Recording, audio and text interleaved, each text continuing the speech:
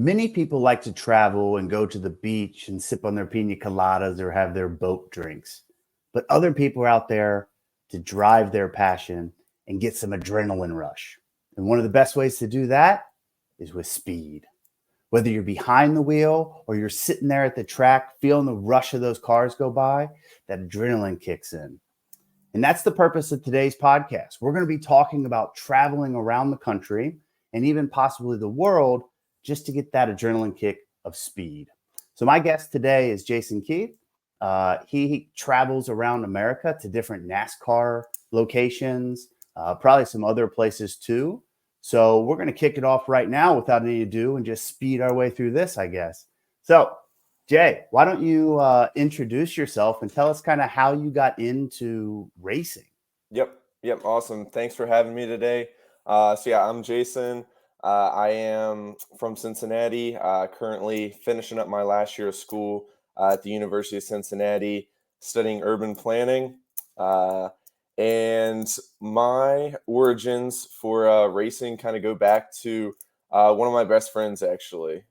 When we were graduating high school, I really knew nothing about NASCAR other than that one of my best friends used to wear NASCAR shirts every day to school. So we always would bug him about it. We'd been in school together for about 5 years at that point and had gotten pretty close. And in the winter of our senior year, he decided to enlist in the National Guard. And after the summer was over, leading into freshman year of college, we decided to do a send-off trip with him. So I was invited with him and his father, and we went up to upstate New York to Watkins Glen. We did a real big trip, drove up to Niagara Falls, stopped there, drove over to the Finger Lakes region of New York to Watkins Glen, and that was pretty much my first experience with any sort of racing at that point. I was never someone to shy away from new experiences, new things. I took them up at the opportunity to drive all the way up there and see what was going to happen because definitely just wanted to spend those last few days with one of my buddies, but ended up finding sort of a new passion that I was able to get into. And the first second that we showed up to the grandstands and you see cars start flying by, it's an experience that I'd never gotten out of really any other sort of sporting event or any entertainment event in general. So at that point, I was just like, how can I see more of this? How can I do more of this? I was eager. I was biting at the bit to try to learn things from him. And of course, it was a week before he left for the next 6 months. So I had to do some learning on my own and actually really got into the rest of the season and started watching it as much as I could. What an incredible story. So you kind of got into it. Basically, you want to spend time with your buddy. And yeah. So for those who don't know, Jay's from Cincinnati, kind of the central part, close kind of central to America, right? I always call it the center east side. It's the heartland, kind of, if you put the heart on the map, that's where you end up in Ohio, right? Exactly. Yeah, we're just before the flyover states. Yeah. So, yep. But how long is that journey from Cincy up to the upper New York? So I want to say it's about a 10-hour drive, somewhere around there. We did our little detour on the way up, so that took a little bit longer. But it's around that length. You head up to the Great Lakes region, and you kind of toe the coast of Ohio, Pennsylvania, New York, and then you pretty much just do a beeline across the bottom part of New York. And another really interesting thing, that you get from that is just the communities that you start to, traverse through along that journey. It's a part of the country that I'd never been to at that point. Upstate New York. I've heard it. I've heard the phrase. People talk about upstate, and I shouldn't realize until that experience that there's absolutely nothing up there. It's empty. It's pretty empty for the most part. And at points I'm looking around and I'm like, where are we? Like, we're off the grid. I haven't seen an exit in 10 miles. Like, Did you and start hearing banjos? I started getting really confused, and I'm like, I'm seeing a whole different side of New York than what you ever hear, like, Right, and right. and then finally you end up at Watkins Glen there, in that region of the country, and you start heading into the hills and everything, and it's really just like an amazing like geographic feature to like you get up there and you see like all these hills and you're like the grapevines on the hillsides and stuff. And I'm like, how are they growing this? It's like we're in New York right now. And then out of nowhere, it just pops up this huge racetrack. So it was definitely an eye-opening experience. Like not your typical let's drive to Indianapolis to see the Colts or let's drive to Cincinnati to see the Bengals. Like, just go downtown for a game. Like it's a different kind of sport, like from that perspective. Yeah. So I I just kind of a side note, are most of the tracks, are they kind of in the countryside or kind of separated from the cities? Most are pretty rural, for the most part. You might find a few that are like closer to like the city or village that they're in, but for the most part, if you're going to find something, generally that close to one of the cities, it's going to be a smaller city, or you're just going to start seeing the fact that over 60, 70 years, sprawl has kind of pushed itself out to the track now, but even with the growth of so many western cities, most of these tracks are around an hour to wherever away from like a major spot. So Okay. the NASCAR schedule right now revolves around some smaller cities and some bigger cities. So some bigger cities that get thrown in there, like Las Vegas or Phoenix.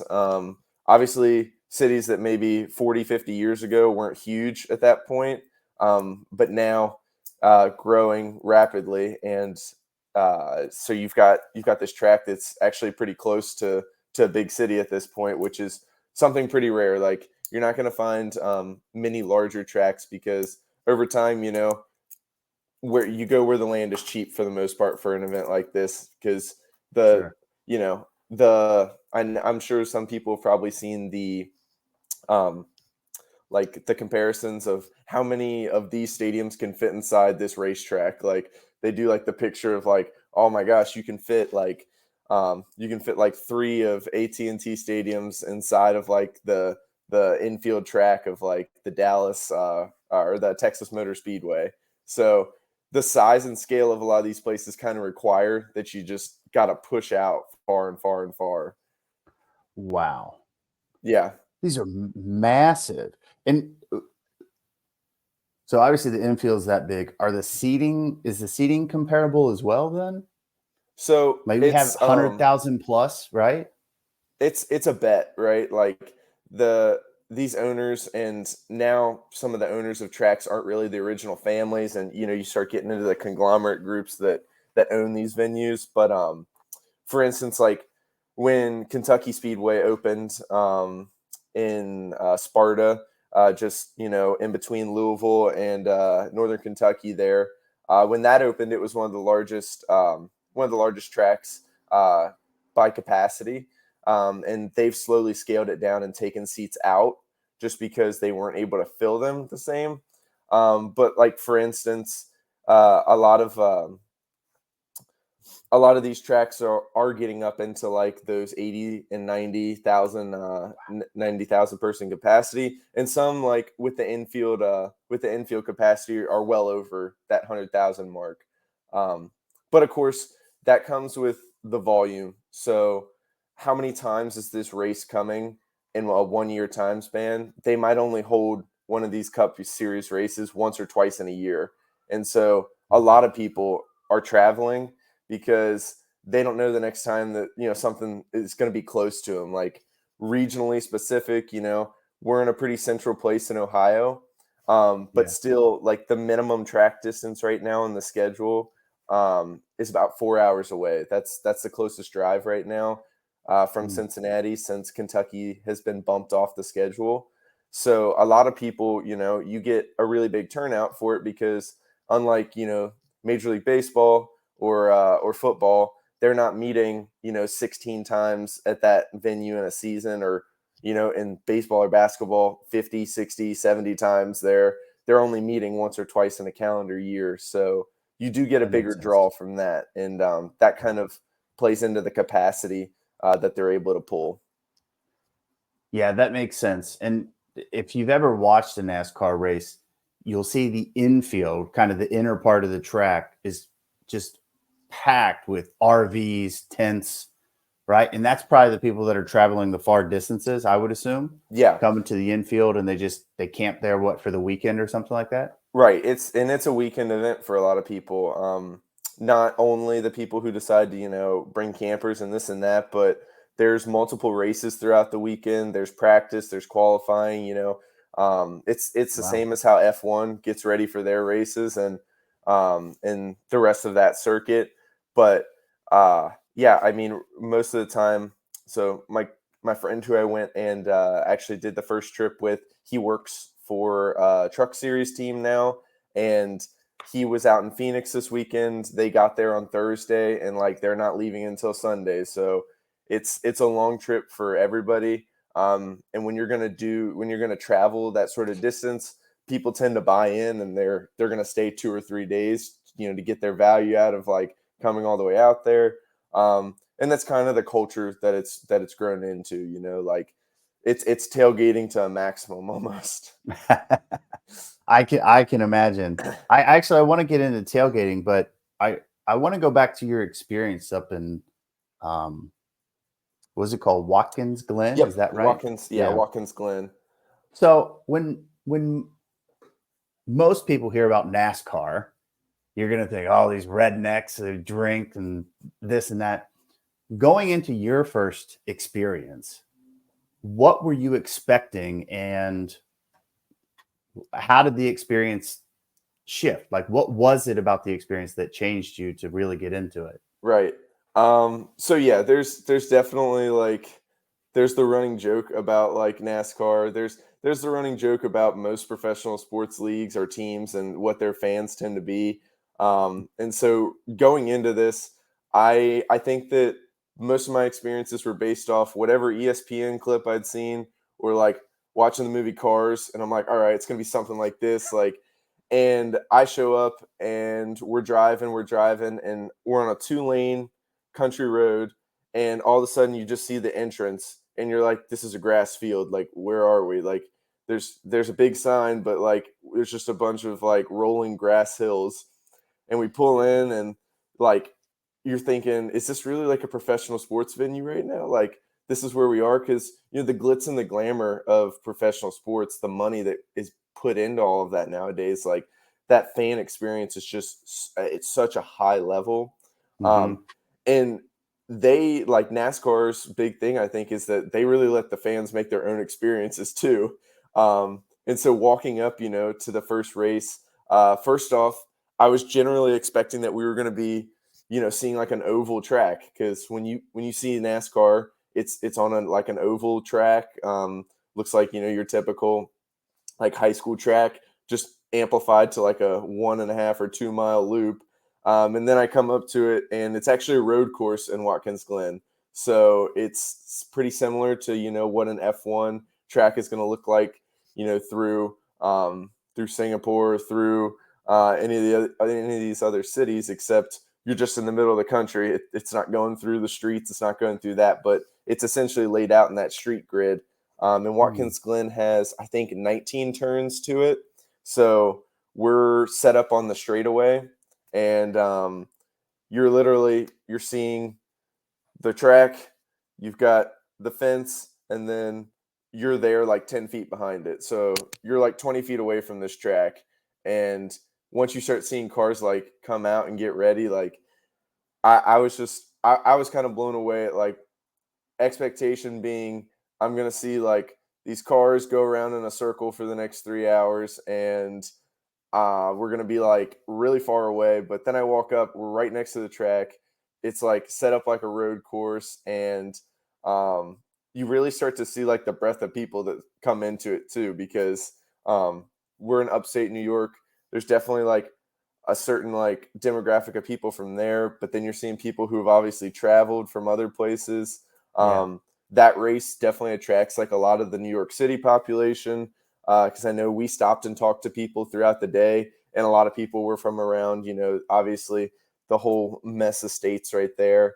But expectation being generally I was going to see cars go around, and then I get there and I'm I'm just kind of blown away at like this is not what I expected sort of scenario. Like, but I was excited, and my friend, he had been to the track already before. They had both been to the to that race a couple times, and it was nice to like have some experienced people with me to kind of walk me through it. And Sure.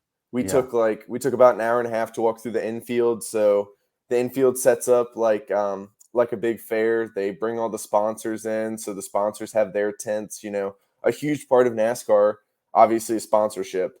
The teams get sponsors. You can see it all over. The car is a sponsorship. Like you've got a new Right. sponsor every race for the paint scheme.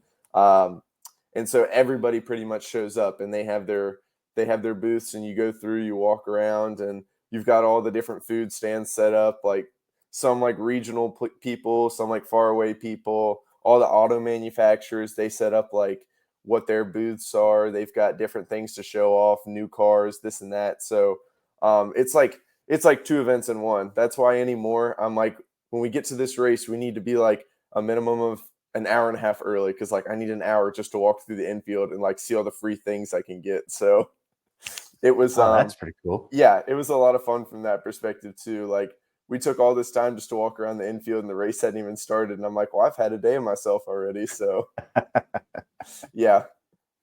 Well, I think it's pretty cool that you mentioned that just in the infield, you're meeting all people from all these different backgrounds, Yeah. right? It's not just your stereotypical NASCAR guy, No. right?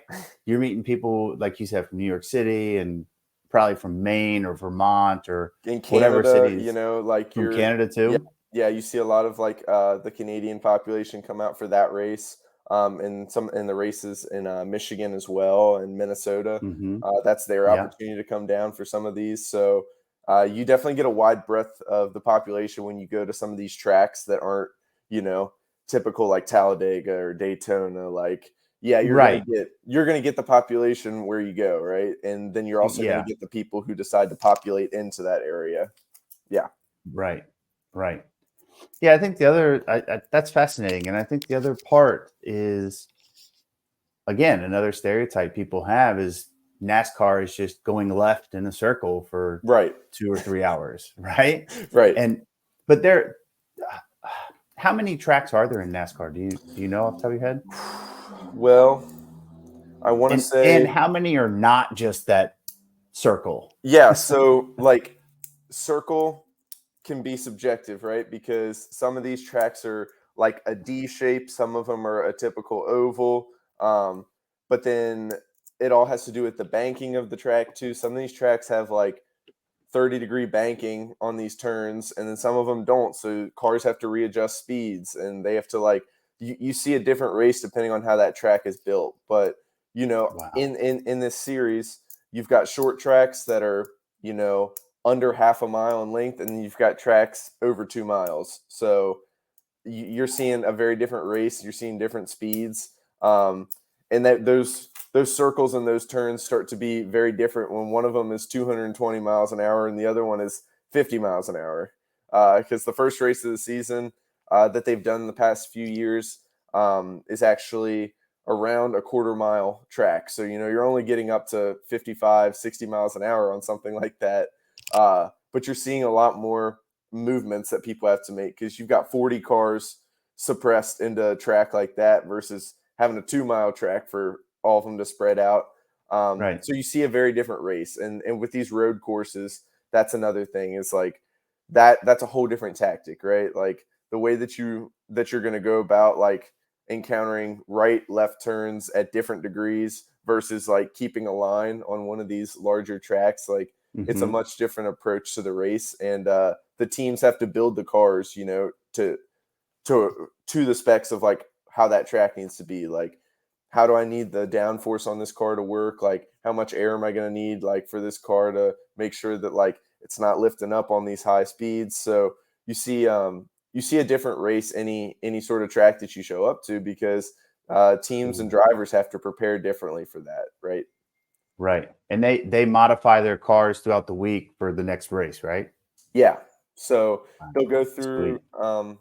through a whole check process before the race, like, and they have to meet certain standards or else they're disqualified from the race. It works a little bit different than how F1 does their pre-race check-ins. From what I've heard, I know I have another friend who he's really into the F1 circuit. He hosts a podcast for that as well, and um, Cool. so he and I have kind of gone back and forth on like learning each other's, and actually took him to a race for the first time 2 months ago. So that was a lot of fun to get him out and try that too. Yeah. Yeah, that'd be awesome, especially having somebody in F1. There's so many different styles of races. I mean, There obviously is, we're talking NASCAR, but you got yeah. F1, rally cars. Um, I think they do races. I don't know if it's just rate like run tracks, but out the I'll probably say this wrong. The Nuremberg Ring. Oh Is that yeah, what it's called? yep, yeah. So Do they do races on that too? yes, and a lot of it's kind of like the Pikes Peak, like it's the standard for like, all right, let's throw this car on there, see how fast it can do this. Yeah. Because like there's got to be some sort of set standard, right? And it's always like, how fast was he able to do Pikes Peak? How fast was he able to go around the Nuremberg lap? So Right. um, Right. it's it's cool from that perspective though. Like, and it's their chance to all the manufacturers to go up against each other in that way, and put out the best car. So Yes. So, what is it that fans look for in a race? Surely it's not just who's going to crash and see some kind of action. What yeah. is it true fans are looking for in a race? So fans have a driver, right? And I think that's a thing that you don't you don't think of until you go to the race. And it's a big reason why, if someone turns it on TV or something, that they could get bored after 5 or 10 minutes, because if you don't have a driver, you don't have somebody to root for. It's like turning on a Gotcha. game on TV and neither of them are like, it's not your Your team team. playing each other. Right. And then Right. you're just kind of sitting there watching a game play out. And so pretty easy to lose interest in that way. So I think that's a major thing, that like a fan going to a race is like, how does my driver do here? Because historically, like, some drivers are better at some courses than others. A lot of these drivers have grown up around these areas, and so they've had Mm, chances to race on these tracks, or want, like, this is their home track, so like they get a little more support when they go to this one. yeah. So you see that too. Like, some drivers are better, some drivers are worse at some of these tracks. The way their car decides to perform, but really, like, you don't get into these races until you pick a driver. So like, I told my dad that the first time, I'm like, you need to have somebody in mind. Like, you got to watch them throughout the race, because like when you have your driver and you're watching your driver throughout the race, it's no longer watching cars go in a loop, because you're like, what's he doing? What's his next move? Like, he just got past Mm, there. Like, how's he gonna make his like move around him on this lap? Like, when you start focusing in on that, like, laps go by quick because you're just constantly following it. And then it gets kind of cumbersome to do the same thing when you get onto these shorter tracks, because it's a lot easier to lose your driver in the mess of everybody. Like, after these restarts, they all start to spread out, and then that can kind of become sort of dangerous for drivers who aren't doing well, drivers who are doing well, to make it around those people. But I think really the big thing, like, is fans are so supportive of their drivers or their teams. And you see that, like, people come decked out head to toe in like their one driver or like their oh yeah. manufacturer. Like, I would never support someone who races in a Chevy. Like, it's like, all Oh right, like, yeah. Yeah. that's like, Brand you get, loyalty too. yeah, Yeah. you get really into the brand loyalty of it too. Like, some people won't support Chevy or Ford or Toyota, so like they've Right. got to like they've got to pick, and like they're like, I'm not willing to compromise on that, so I can't support him because he's on a new team. And so that's a big thing though, is like the whole family will come in like the exact same driver, and you're like, that's who I'm going to hear about the next 15 minutes if they sit next to me, like, or the next 4 hours if they sit next to me. So Yeah. So who is it now? I mean, I can when I was growing up, I remember watching Dale Earnhardt, Jeff yeah, Gordon, Tom Petty, even yep, Dale Jr. Those were kind of the big names that I remember growing up and hearing, especially Jeff. Jeff used to do those Pepsi commercials all the time. Yep. I guess it was late 90s or so. But who are the drivers today to be on the lookout for? So Kyle Larson, he's pretty high up there right now. He'll be competing today for the championship. He won it 2 years ago. But a lot of these drivers, from the early 2000s, they're starting to get to that age. They're aging out of it. One thing about NASCAR, obviously, is that because it's not a high impact sport, people can be a lot older. So like Kevin Harvick is 46, 47, and he's still racing. But then you have the opposite end where you've got some of these guys coming in that are 18, 19 years old. So the spread of the field is kind of crazy from that perspective. But yeah, Kevin Harvick has been around for a really long time, but this will be his last race today. So Martin Truex, another one who's been around for a really long time, but you're starting to see this new generation of drivers coming in and taking over. So Kyle Larson and Denny Hamlin, who races under Michael Jordan's team. Actually, his team that he owns. Oh, You've wow. got Eric Jones and Tyler Reddick. You've got a lot of these guys that are kind of new, up and coming. But it's cool. I think the thing that's so cool to me is that you've got this huge age spread though. The first time I saw somebody who was a 50-year-old driver still racing in the Cup Series, and then you've got this brand new kid they brought up who's 18 or 19 years old.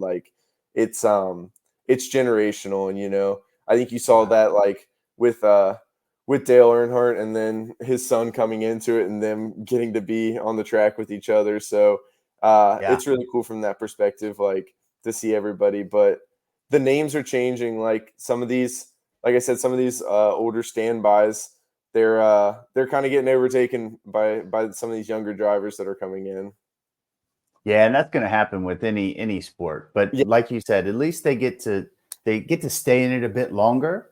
yeah, And bringing up the Earnhardts, man, I can remember. I don't remember exactly the race, but I remember after Dale Senior going up to Junior and just giving him a big hug, and yeah.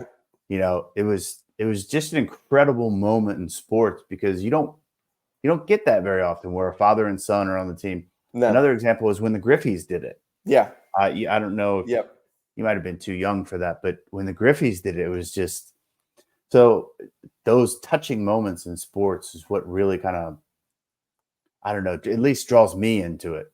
that's what Those bring those type yeah. of moments. Yeah, it's what brings people together behind it, and Yeah. those are the moments that you look for. And you know, I think when you're in a high risk sport like this, and you know that any day you go out there, you're hoping your equipment keeps you safe. You're hoping that your car, it's it met all the regulations it needed to, and it's going to go out there and perform like you need it Perform to. Yeah, exactly. and that's there's been a lot of change to NASCAR over the past 20 years. Some say for the better, some say for the worse.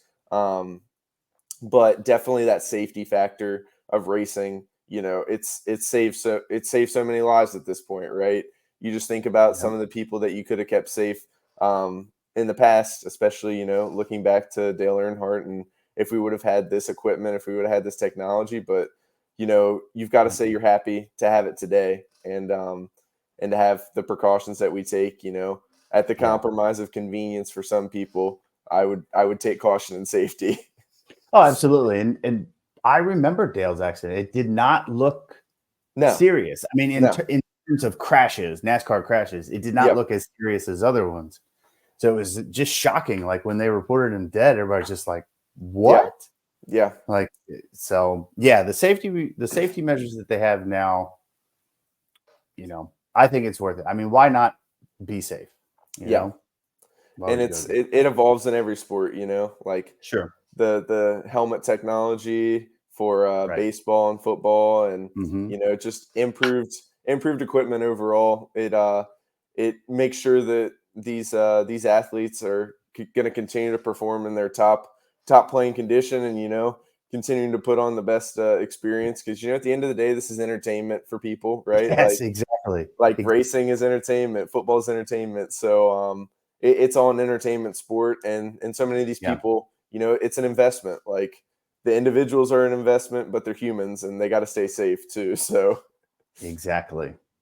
Yeah, the NASCAR is a big investment, hundreds of thousands, like oh per yeah, race or something, right? So yeah, the cost of cars and the cost of bringing your whole team out there, because you have to set up your pit box. It's all your equipment, like, and then you've got multiple cars that you're bringing out, like hoping to put on the best experience. And when one of these cars gets totaled, that puts a damper in the season for sure.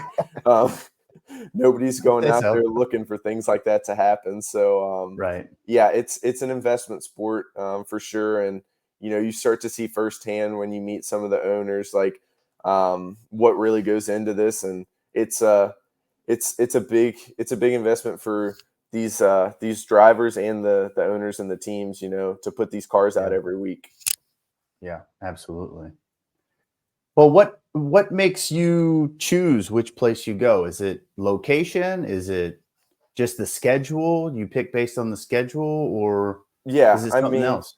so definitely proximity to where I'm at is an influential factor, right? So I would love to get myself out to some tracks that are further away, but you deal with timing. And for the most part, throughout the season, all these races are going to be on Sundays, around like 1 to 3 o'clock in the afternoon. So from that perspective, it's looking at the schedule and saying, can I make it back home before work on Monday morning, or am I going to have to take it off? And I've had both experiences already. So I've had those experiences where I've been driving back at 10 or 11 o'clock on a Sunday night. And I'm like, well, Oh, like I got to work at 8, but we'll figure it out. Like it's brutal sometimes. But I'm learning, and I'm trying to get better about like not putting myself through that. But yeah, so proximity is definitely a factor for me. New tracks, like just getting to see new tracks, and some of the track types. So definitely, like, if I know that I can get a good enough deal to see one of these races, um, in like a capacity that I want to. Like I like the road courses, but obviously if I'm going to travel to see a road course, like I need to see some bit of the field that's like actually worth seeing. On TV, the cameras, they follow the drivers throughout the whole race, so you're kind of seeing every angle. Gets a little bit mhm. harder when like you're sitting at one turn and you pretty much are only seeing cars when they pass by your one turn, Yeah. versus one of these oval tracks where you can get up high and see the entire field racing Mhm. through. So I would definitely be a little more inclined to go towards something like that instead of like going to one of the road courses to watch one of the races, unless it's just kind of an opportunity thing. But yeah, my timeline and my schedule, being in school right now and then working as well and having commitments on the weekend, Yeah. outside this, it puts a damper in some things. And that's one thing about these races. It's a bigger investment, in your weekend, obviously. Like it's different than just like going to the game on Sunday or going to the game on a Friday night. You drive 15, 20 minutes and then you're back home at the end of the day. But for anything like Yeah. this, it's a travel oriented sport. So you're going to have to go pretty far, and you're going to have to figure out how that's going to fit in your timeline and your schedule. Yeah, for sure. Yeah. Yeah, but I think it's pretty sick. You said they set it up like a whole weekend thing with the trial runs and other races. There, I'm assuming they're Yeah. amateur races, and then the whole festivities, right, going on. So, what's I gotta ask? What's the wildest story you got for us? Oh, man. That's a great one. Try to think back Everybody to some wants to know the juicy stuff. What do you got for us? wildest. I feel like, I think the craziest thing for me is that no matter where I go in the country, rain always tends to follow. And Ooh, like, so F1, they'll race through rain for the most part, but NASCAR stays away from rain a lot more. This season, they implemented some new measures for tracks, to actually be able to run some of these races in like lower amounts of rain, not torrential. Um, mhm. but somehow every single time I go to a track in anywhere in the country, like rain just follows. So probably my crazy story is my friend. So my friend who I went to the first race with this past summer, actually, it was like around the end of June. He had spent the month doing his basic leader course for the Army, and his graduation was going to be happening. So he invited me up to see his graduation, and so I drove from Cincinnati to Columbus, which is about 2 hour drive. Go up there to see his graduation, and then uh, the same day he has to go to Minnesota. So I decide to go with him because I haven't seen him in a few months, and he invites me, and I come to find out their team needs help. They are short on people. They've brought too many cars, and so they're short on staff to help on the races. So we split time driving up to Minnesota. So from Columbus, that's about 12 to 14 hours with stops and whatnot. So we leave at like 1 in the afternoon. We end up sleeping the night, like 1 in the morning at a rest stop, wake up, and then show up to the track in the morning. And it's a whole day affair. So we get there at 8, and I just get put to work with the rest of the team. So we start unloading all the cars and getting everything ready. And I have absolutely no background or experience in anything. So I'm really just, what can I hold? What can I push? What can I carry? Like, I'll help whoever I need to, sort of thing. Water boy. Yeah, I was the water boy for the day for sure. Until I get out there and we get on the track and we're setting up in the infield, and I find out I'm going to be the jack man. So I'm going to be jacking up the car when it comes to switch out the wheels. And I'm like, all right, well, I'm like going to need a little experience. Like, can someone give me like some advice here? So I get the whole fireproof suit, and I get the helmet, and I get everything, like, and then sure enough, the torrential downpour starts, and we're trying to practice like having me jack the car up in the rain. And now it's like I'm just drenched head to toe, and we've driven 14 hours to Minnesota, and it's a Saturday afternoon, and I'm like, there's no way. I'm like, we're going to drive all the way up here, and this race is going to get canceled. And I'm going to have driven up here and like gotten all this hype to like actually like work in this race with them and everything. Right. And so it was crazy. Like, just the experience of like them letting me work on pit road was pretty awesome. I kept a couple of the lug nuts from the tires from the race because I was like, I gotta like keep something. This is too much fun. Like, and we ended up getting the race in. We stayed all the way until like midnight or 1 at the track, and then we had to pack up the car and drive all the way back to Cincinnati the next day.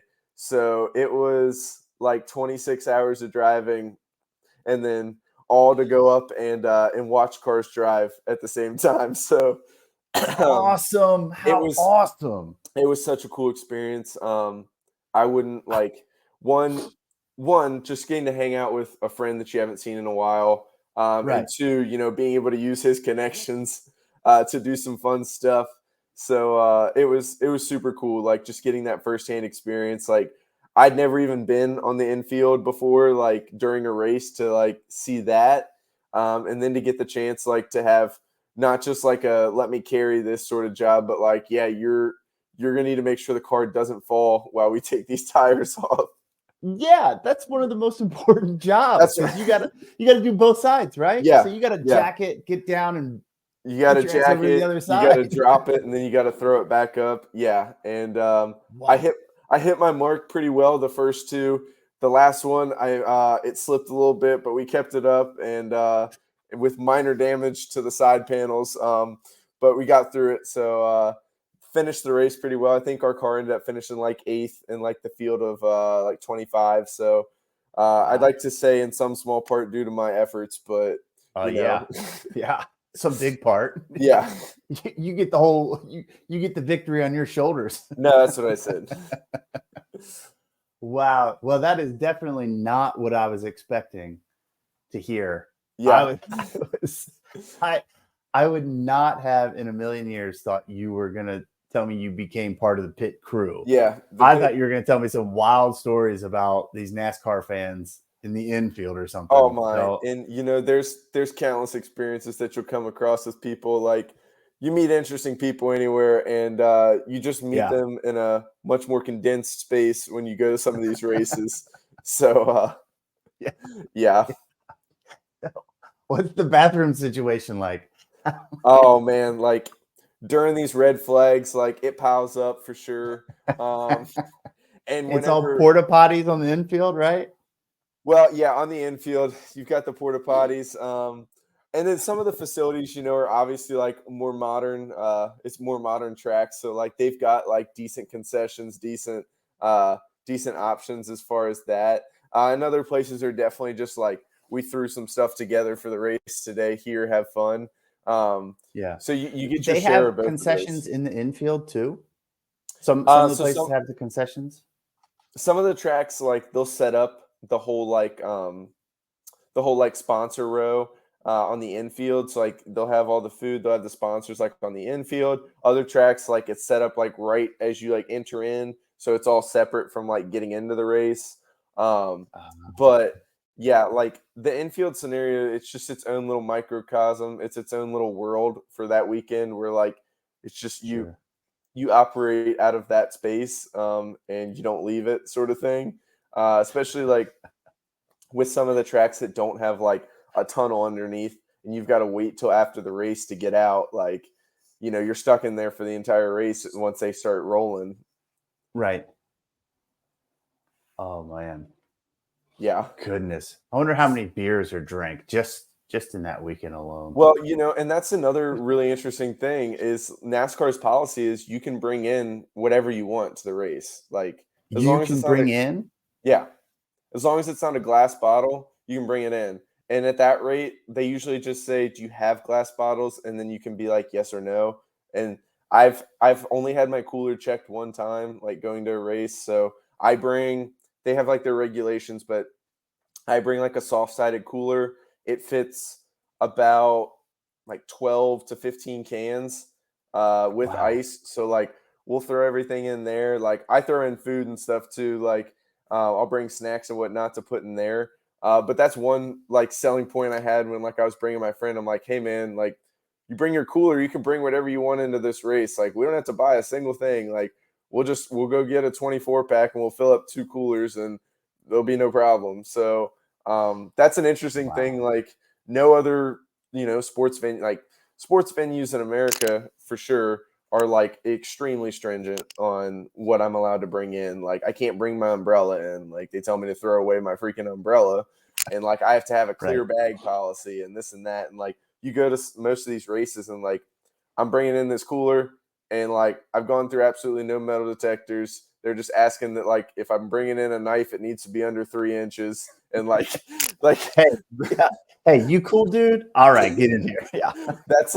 that's essentially some of these tracks. Like it's mostly on a volunteer basis that they're doing the security too. So like you show up and like it's whoever's volunteered to do security for the weekend, and then like, but everybody has the mutual respect. Like I've been to countless races and nobody's going against like the rules that they tell you to do. Like don't bring in this, don't bring in that. Like if you're gonna smoke, go smoke in this area and then come back. Like nobody goes against the rules, and like they're able to operate as like adults, which Mm, is rare because like in a lot of these other places, like you just see people get absolutely belligerent just because they were told not to be belligerent. But like right. here, it's just like, you know, operate within your means, and like we'll know when you're outside of your means, and then that's when we're going to remove you, sort of scenario. um but Yeah, I also see it like a community. Like it is. the people in the infield, they check each other, right? Like, Yeah. hey, this is no joke. These are cars, right? Yeah. Where they're going fast. Yep. It doesn't mix with drinking. So I would assume people are kind of watching out for each other. Whereas at a football game, you're gonna cheer somebody on for chugging beers or something and watch Yeah. them fall down the steps, whatever it is. Yeah, but I would just kind of assume it'd be different just because the It's atmosphere and the community that goes there for the weekend. Yeah, it's a different community than pretty much any other professional sport. Um, it's tight knit for sure, and You know, those disagreements and those fights can happen between people about my driver, your driver scenario. But for the most part, everything I've experienced is all in good fun sort of things. Everybody does have that respect for each other, like, and looks out for people. So that's one thing. Like, just the general atmosphere, demeanor of like these races are like a lot more positive. Like, you'll see teams start booing and this and that, like at a football game or a basketball game, but like I never see the boos. Like, and everybody respects, like, when there's a yellow flag or a red flag for a crash, like everybody waits to figure out what happened, like that sort of scenario. Like, you definitely see a different side and character of people at most of these races, aside from just that general stereotype of the kind of person that you intend to meet. So that's Yeah. one thing that I find really unique. Like, NASCAR starts every race with a prayer. They have a chaplain come out and like they pray before the race starts, Awesome. which is really like unique for professional sports. Well, yeah, it must Nobody, be the only sport I, that does that, I'm pretty sure it's the only like sport in America that at does least in that. America. Yeah. Yeah. Yeah. You Wow. know, they do the national anthem. They do the national anthem for the other countries as well. So I know, like in Michigan, that's Canada's like racetrack. So they have like Canadian flag at the Michigan race course. They sing "O Canada" and then they do the Star Spangled Banner. So it's unique from that perspective too. That like it is. It's an international community too. I think like you do get people from everywhere who kind of come out, not as international as um, some of these other racing circuits, but in its NASCAR way, like you definitely are seeing a broader mix of people, like I said, in some of these geographic specific places. That is awesome. That's awesome that it's growing like that too. That it's becoming more Yeah, international. And yeah, I and I wonder think if do you know if NASCAR does anything outside the states, like so. like goes to other countries? I'm trying to remember the last time that I saw. I don't know. I don't know the last time I've seen it. I know that like there's been a lot of talk in recent years of drivers um going to new circuits to race in. Like, I'm sure people have heard about like F1 drivers saying like, "Oh, would you come to NASCAR and race?" Like, now that Messi, is in the MLS, like The is doors are open. is Max Verstappen going to come and race for Ford or something like that? So Yeah. I Yeah. think that like the international community of racing has kind of gotten bigger in the past like 5 to 10 years than it was before. Like, NASCAR's rise to prominence really came in the '90s, Yeah. when it got really commercialized. Like, the commercial appeal drove up, and like those profits were kind of seen at that point. And then it just got pushed a lot heavier. So like, and I think that's continued to increase in recent years. And they're trying to find new ways to expand to those audiences, right? So like, Right. they're at the start of the season they do the Clash, and the Clash race is like an opening. So for the past 3 years, they've held it in Los Angeles. So they run the race inside the LA Coliseum. They build the track like over a month time span, pour the asphalt, and then they run inside the Coliseum, and then they have to tear it all down and get it ready like for the next sport that moves in. So like that's one of these like branching out things, like to get some of those new audiences. Like, the first year that they did it, like they had different music acts. Like, they had Ice Cube come and perform for like that race, like Ice during, Cube? yeah. So they had him.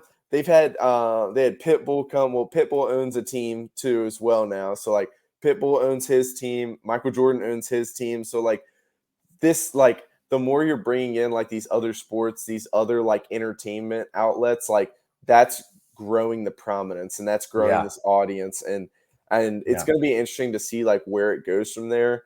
But I think the rise of social media has kind of made that happen too. Like, the Sure. more and more that you're seeing like these young people get involved with NASCAR to go on their like little social media kicks, like that expands the breadth of the sport and like get some more people open into it. Like, I'm probably a case example. Like, I wasn't the typical way of like coming to it, maybe like that they were looking for, but like a friend invites me, and then I like get into it on my own. Like, I'm a young person who never watched NASCAR until I was 18, and like my friend who I brought, he had never watched it until he was like 20 or 21, and now he's like he watches the races like when he can outside of his F1 schedule. So yeah, I think like they're really like broadening the scope of their interest in their audience field too. That is super cool. Yeah, it's nice to see something grow, and it's also fascinating to me just to see how people get involved with things. Like Yeah. such a unique story, and we all have those unique stories, right? How Yeah. we get involved with NASCAR, how we, how did I get involved with moving halfway around the world for a Right. job, right? Like we all have these fascinating stories. And that's really what I want to show here on this podcast, and what I want people to see, plus be entertained, right? Yeah. Like who just picks up and goes and becomes part of a pit crew out of the blue? Oh no. I don't know. Jason does. It's an opportunity I found about on a Monday, and there I was on Saturday. So That is awesome. It goes down like that sometimes. That is so awesome. Well, I guess before we wrap things up, I guess I'd ask you, what are some of the tracks that you would highly recommend people go see if they're interested in seeing NASCAR? Yeah, so it's obviously location dependent. You know, where you are in the country, you get some different opportunities. I think I think that everybody should go to Bristol Motor Speedway at some point. Bristol is modeled off or back forward. So if anybody's ever seen the movie Cars, the opening scene, the Motor Speedway of the South, it's modeled after Bristol. So Bristol is a Coliseum style racetrack. It is just over half a mile oval. So cars get into that 60, 65 mile per hour range. It's a really cool track just in the fact that it's a short track and it's also the largest seating capacity. So it's 160,000 person seating capacity. It's usually around like that 110 to 120 on like a race day. But definitely recommend Bristol. It's on the border of Tennessee and Virginia. So if you're on that eastern side of America, it's like right in the center of that eastern side. So that is one I would highly recommend that I've been to. I think that Michigan International is a really cool track too. So that's close for me. That's the closest track I have. The coolest part about that is pretty much that it's got some of the highest bankings and it's the highest speed track. So you're going to see cars up to 220 racing on that track. I think that's, when you think about fast cars and going around in circles like that, that is your standard right there. So those are both great tracks. You can usually find pretty good prices. And then one track that I haven't been to that I would recommend people that I'm still trying to get out to, really need to make, is Phoenix. So Phoenix Raceway, it is set like right at the base of the hills as you're getting out of the basin within the greater Phoenix area out in Arizona. So that's a cool track. That's where they've been doing the championship for the past 5 or 6 seasons at least. And one of my best friends who works for the Truck Series team, he had never been to that track until last year when his team was able to make the championship round. And he got invited to go out. And for years, he had been like, I just don't really think it's worth going. And after going twice now, he said it's his favorite track on the series. So it's on my list now. Try to work that into the schedule somehow and figure out how to get to Phoenix for a weekend to see that. So yeah, those would be my 3 that I would recommend to anybody. But obviously, if you ever get that opportunity to go to Talladega or Daytona, the super speedways, like making it to a super speedway track, making it to one of the short tracks, half mile, and then making it to a road course. Like if you can see those 3 major kinds of tracks that NASCAR runs on, I think that would be my second line of recommendation, is try to see all 3 or 4 styles of track that they run on. Very cool. Very cool. Yeah, some of those are quite popular, especially the Daytona, Indianapolis 500, or some of the more popular ones. So very cool. Well, Jason, thanks for enlightening us. The the mix of people that you see, the purpose for watching, the experiences that you can have at these races, and basically just proving that it's worth it to go drive an hour, 2 hours, sometimes 4 hours for a race. Yep. So thank you so much for coming on here and enlightening everybody. Oh yeah, it was great. I love to share, like, and so much of why this is appealing, I think, is because NASCAR, like, the journey is just as fun as the destination for me. Like, getting there and getting out to the track, like, I'm gonna have as much fun getting there usually. Maybe some Right. headaches along the way, but I'm gonna have as much fun as when I'm at the races, when I'm hanging out with friends and making our way to the track. So it was great to get to share some of those stories. Yeah, Yeah, 100%. The journey is sometimes better than the destination. yeah. 100%. All right. Well, thank you guys for tuning in to Yerba Travels today. I hope you guys enjoyed this. Let me know down in the comments if you guys have been to any of these tracks, or if you have an experience. Let me know down in the comments below if you're watching on YouTube.